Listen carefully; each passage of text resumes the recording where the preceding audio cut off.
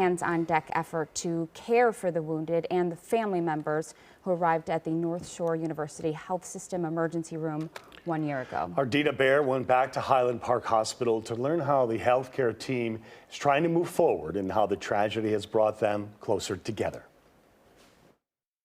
Those who treated the most intense trauma in the aftermath of the Highland Park mass shooting put their own emotions on hold that day to help others heal.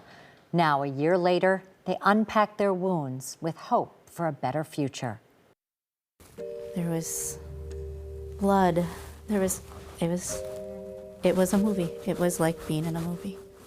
It was just 1 week after the July 4th shooting when we first visited with emergency room nurse Deb Schmidt. I will never forget it. It was wounds, and it was war wounds. July will be mine that falls off.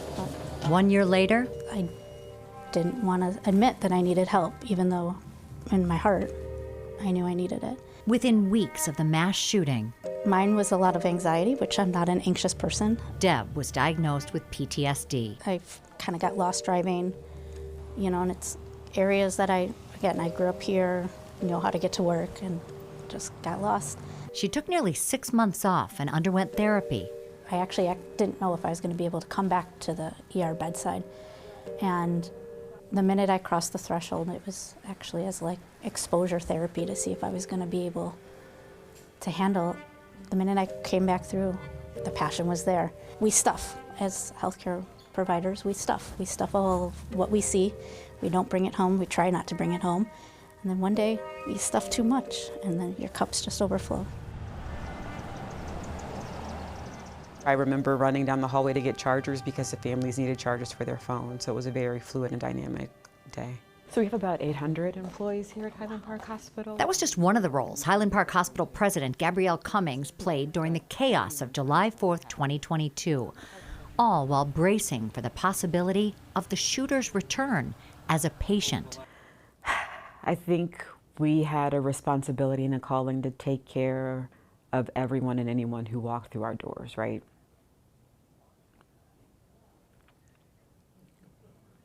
Including the shooter, right?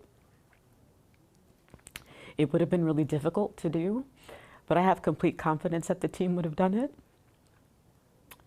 And we would have cared for him like we cared for the other 30 or so gunshot wound victims who came into our hospital.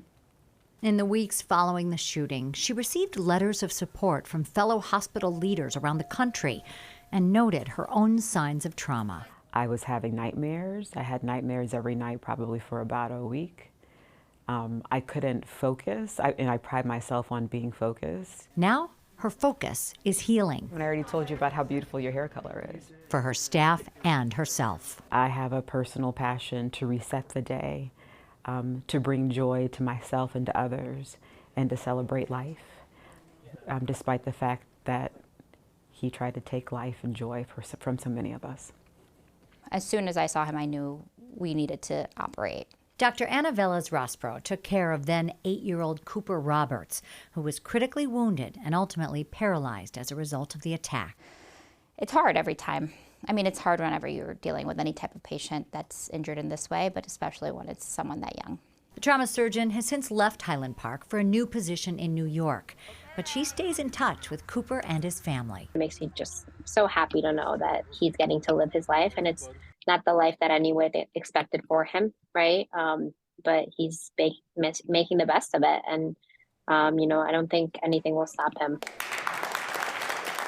In terms of my professional life, it really cemented in my brain and in my heart that this is what I wanted to do. On the drive home on the 4th of July that evening, all the fireworks started.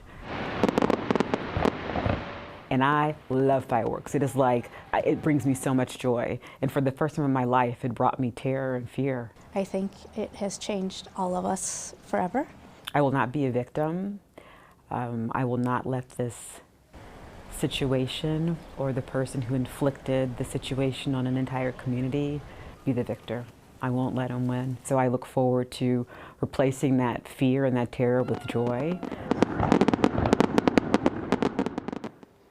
That was our Dina Bair reporting.